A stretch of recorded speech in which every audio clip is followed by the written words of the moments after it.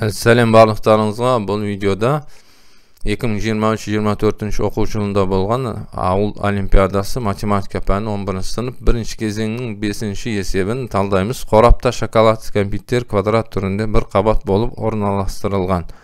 Мақсат периметр бойынша барлық кәмпиттерді жеді. Барлығы 24 кәмпит жейді. Қорапта неше кәмпит қалды дейді.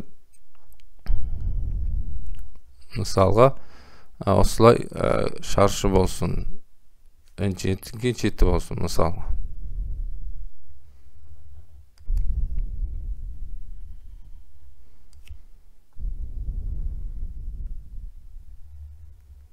Енді периметр бойынша жейтін болса, мына сыртындағы барлық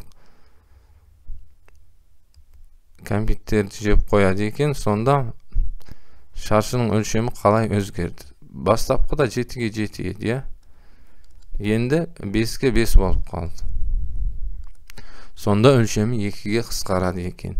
Бастап соңғы қалғаны x болсын, но бастапқыда x плюс 2 болсын, Оның квадраты, мына жерде x плюс 2-нің квадраты. Мынау x болса, мынау x плюс 2 болады сонда.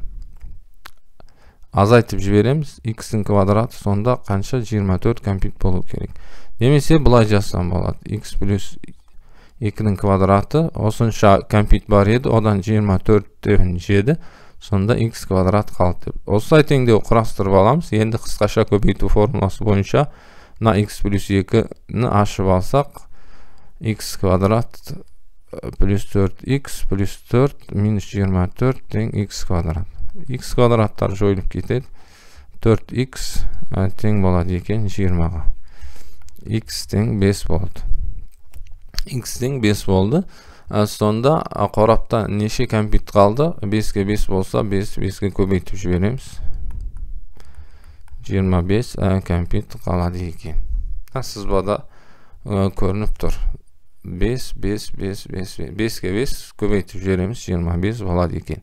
Бастапқыда 49 болған, 24-ін жеген, сонда 25 кәмпит қалады екен. Сонымен мына есеп шықты. Сау болыңыздар.